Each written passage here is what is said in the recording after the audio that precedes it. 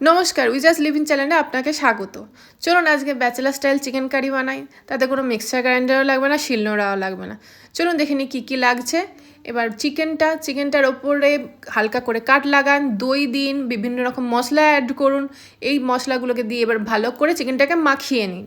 মাখিয়ে নেওয়ার পর চিকেনটাকে 30 মিনিটের জন্য ফ্রিজে রেখে দিন। এবার তেলটাকে গরম করুন, তাতে তেজপাতা, গোটা গরম মশলা দিয়ে দিন। এরপর একটুখানি গরম হলে তাতে দিয়ে দিন রসুন কুচিটা একটু ব্রাউন কালার হলে তাতে দিয়ে দিন পেঁয়াজ কুচি, সেটাকে ভালো করে নাড়ুন।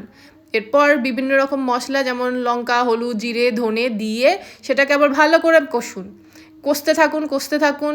এরপরে একটুখানি টমেটো কুচি, লঙ্কা কুচি স্বাদ মতো দিয়ে দিন। সেটাকে দিয়ে আবার কষতে থাকুন।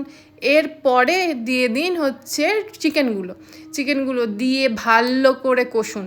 ভালো করে কষার পর দেখবেন একটু ব্রাউন কালার হয়ে যাবে। সেই ব্রাউন কালারের চিকেনটার ওপরে ছেড়ে দিন একটুখানি আদা আর একটু ভিনিগার। যদি টেস্টে একটুখানি টকটক চান তাহলে ভিনিগার, আর তার সাথে দিয়ে দিন অল্প একটু জল। ফোটার পর তার মধ্যে দিয়ে দিন একটু গোলমরিচ। যদি একটু ঝাল পছন্দ হয় তাহলে গোলমরিচ দিতে হবে। এরপর ছেড়ে দিন আলুগুলো আগে থেকে যেগুলো ভেজে রেখেছিলাম। এরপর জল। এরপর দিয়ে দিন গরম মশলা। হালকা একটুখানি ফোটানোর পর দেখবেন কালার চলে এসছে, লাল লাল ঝাল ঝাল চিকেন কষা। এরপর হয়ে গেল আমাদের কমপ্লিট আমাদের ব্যাচেলার স্টাইল চিকেন কষা। এবার এটাকে আমি বাবাইকে ট্রাই করতে দিয়েছি, দেখি সে কি বলে। Thumbs up.